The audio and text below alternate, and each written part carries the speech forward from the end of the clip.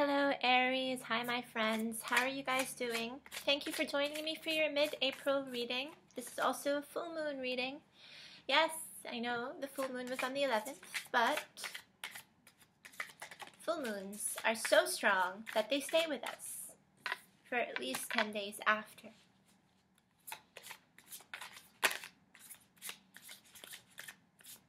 I'm using a new deck this month.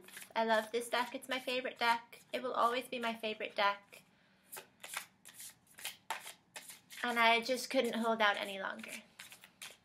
If you've watched my other videos, you know why I've been reluctant to use this deck. But I'm not.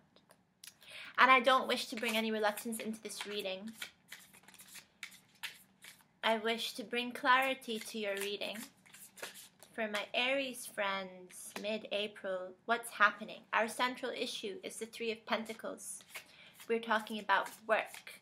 We're talking about becoming skillful in something. We're talking about moving forward to the best of our ability to move forward, because your challenge this month, wow,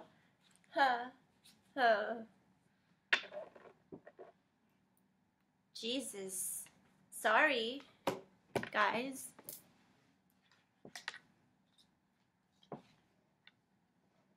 I'm only going to listen to the card that actually flipped, okay? We're ignoring these other cards here. Your challenge this month is the Chariot. Your challenge is to move forward. You are halting yourself. You are stopping yourself. Perhaps there is something that is causing you to feel afraid for moving forward. Gosh, you guys, I don't mean to interrupt. However,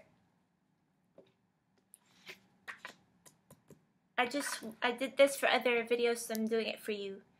A recap of the cards that appeared for your full April reading. These are the cards that appeared.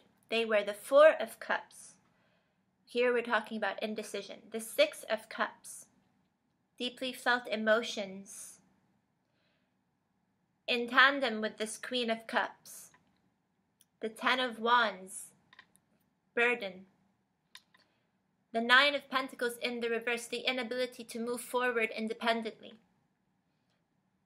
We are seeing this theme continued now with this Chariot here being in your challenge sector, with a small but very significant difference, which I'll get into. We also saw the Three of Cups. The Magician reversed, also suggesting lack of control. The Nine of Swords reversed. The Lovers. And Joker card. Let me just put that down here.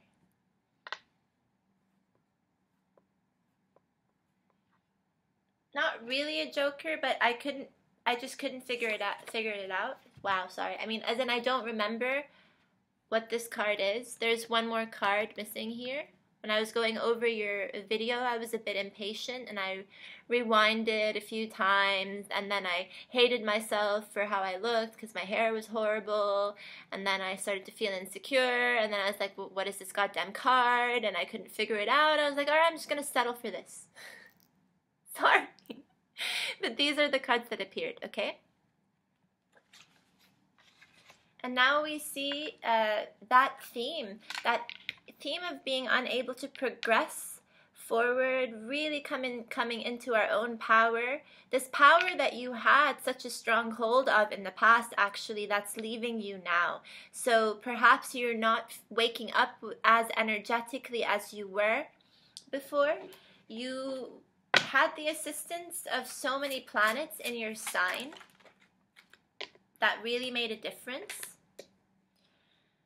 So the difference between stalling your improvement back early on in the month and just, let's say, putting it off and not doing much to thrive is not going to last for too much longer, because the difference between that Nine of Pentacles being in the reverse and the Chariot card now coming up in as a challenge for you to overcome, to succeed. The difference is that this Chariot card means whether or not you like it, sir, you're going in that direction. the Chariot's not going to wait for you. The Chariot drives, or I don't know, whatever vehicle of choice, okay, appears at your door.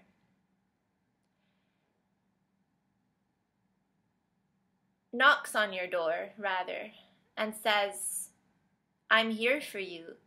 Are you going to get into the vehicle? Or what?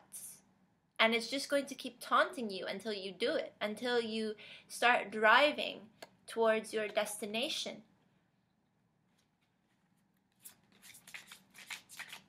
Likewise, this Ace of Wands that is crowning you mentally here is waiting for you to do something about it. And it's starting to become frustrating. It's starting to grow some pretty ugly weeds around it. And I don't know why I'm seeing that in my head. That's such an odd vision for me to have. But it's like buying a bamboo tree, which doesn't even, like, okay, it needs a lot of caring, but it doesn't need that much caring, and completely neglecting it to the point that it stops being beautiful, it stops presenting blessings that come with it, and it's just now being, what's the word that I'm looking for? It's now being overrun with horrible weeds that are stifling its growth. So for some reason, a few of you are taking for granted perhaps a rather good idea that you had in the past, or you got too lazy about it, and now it's coming back to haunt you.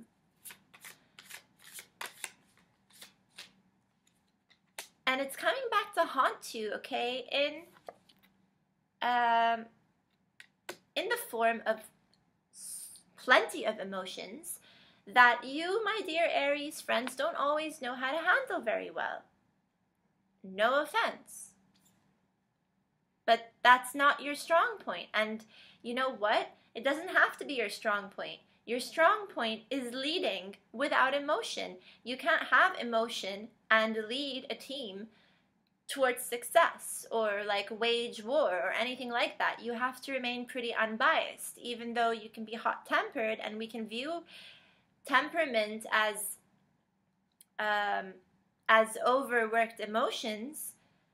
They are two different things. On the one hand, we're talking about attitude and being authoritative or really authoritarian, actually authoritarian more than, for sure authoritarian, forget about the authoritative approach, which says, I don't care how you feel. This is your job, get it done. That's how you are. You're good at that. You're good at telling people what to do. You're good at motivating them otherwise. People don't really know what to say sometimes around your presence because you have so much power. But again, emotions are not your strong point. So, and this is unfortunately what is perhaps causing this lack in success to come your way. Because we see here that in the past position, you were feeling a lot more victorious and more capable. Maybe because there was a lot more energy that was supporting you that way. Again, you know, luck beyond you, that external pull towards success. But at the end of the day, you know, the universe and karma, in a way, comes back to remind us that we play a hand, and without actually doing something about it, we are not going to thrive. We have to get up, and we have to be the ones that motivate each other to become better versions of ourselves, to make things move, to actually cause a change to occur.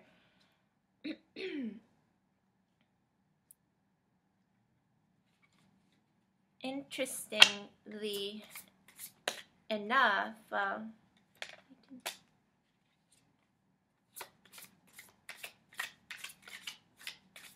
Like, so you have all this emotion, and it's like you're not very sure how to deal with this emotion. You also have enough money and security and stability. Perhaps that is why you are holding back from doing anything about this Ace of Wands.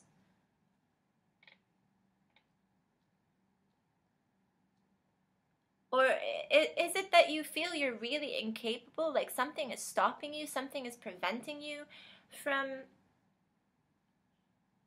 putting things into motion? Why is there such a strong sense of stagnation here? I mean, these are your cards, okay?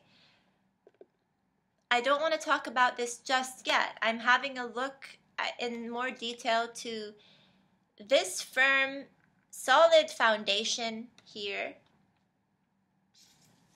This neglected idea here.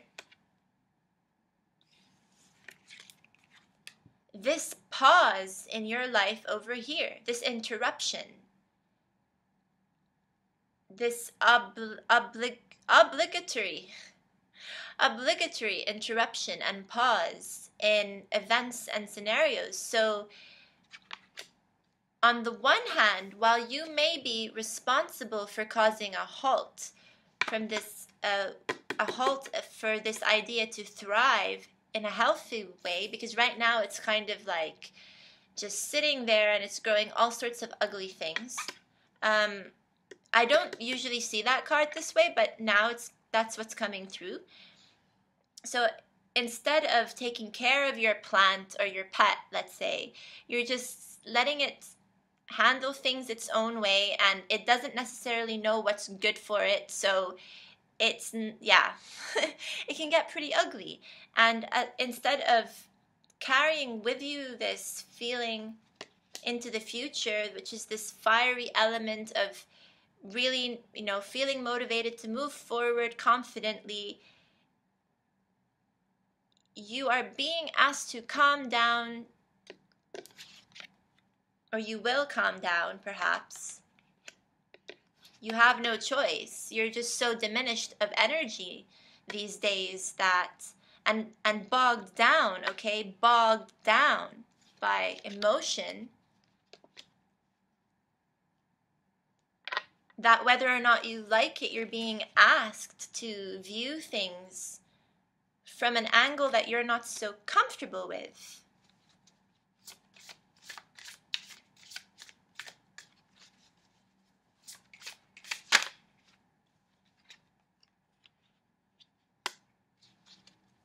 You're afraid of putting in the hard work that's needed to do that. The hard work that we're talking about is not your daily job. The hard work we're talking about is your own inner work.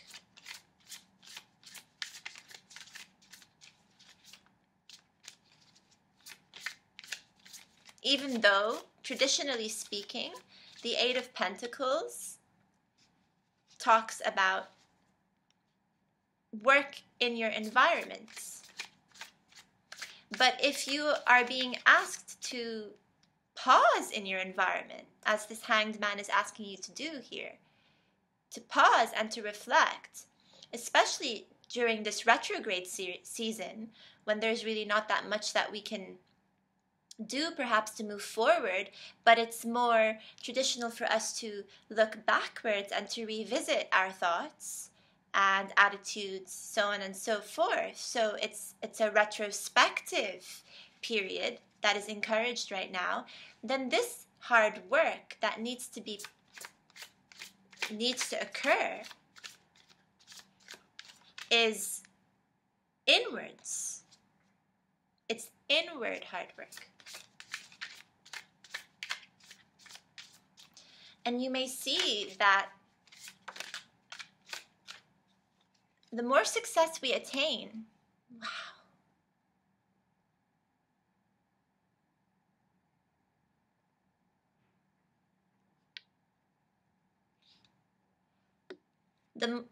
wow, okay.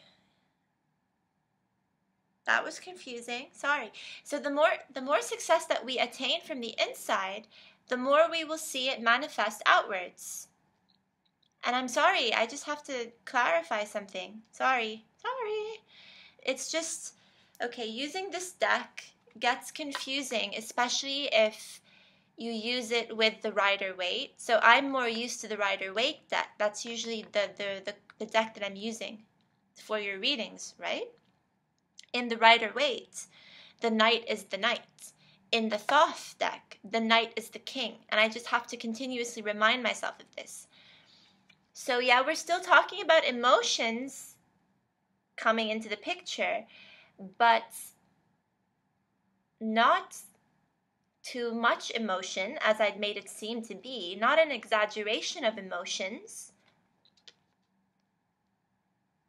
but a chance for you to become the king of your emotions, okay? To be the king of your emotions, to try and perhaps achieve mastery when it comes to your own inner emotional functioning. Now that makes a lot more sense to me now that I realized that mistake that I made, okay? And if it weren't for this card coming up, I would have never seen that, because here is the Prince of Cups. This is an exaggeration of emotion.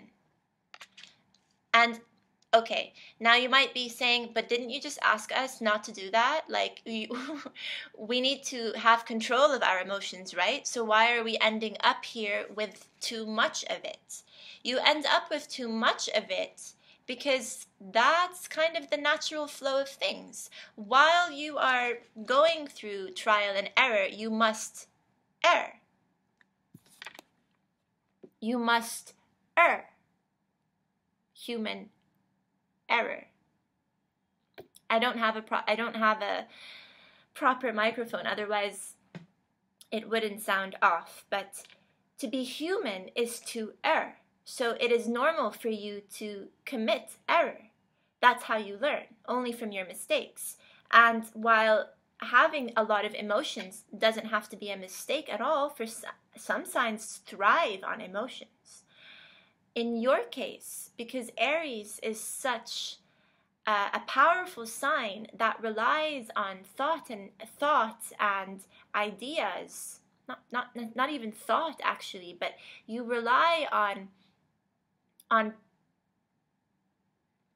you're strategic. You rely on strategy, and to formulate a proper strategy, you must free yourself of biasing components. Emotion is a rather biasing component. It is not very usual for you to integrate emotion into your daily work. So when you start to experiment with this inwards, then you run the risk of adding too much emotion. So we add too much emotion, and then we start to slowly decrease the amount we put in. It's normal. It's trial and error. Does that make sense? I really hope it makes sense. Okay. Because that was your reading, Aries. And I hope that you enjoyed it. I will see you guys next month. So let me know what you think. If you have any comments, feel free. If you'd like to email me, my contact is beneath. And if you want to go over your full month's reading, that link is also beneath. So yes, you guys have a great April. Happy Easter to those who are celebrating Easter. I need to get ready for an Easter dinner, actually. Namaste, my friends. Bye.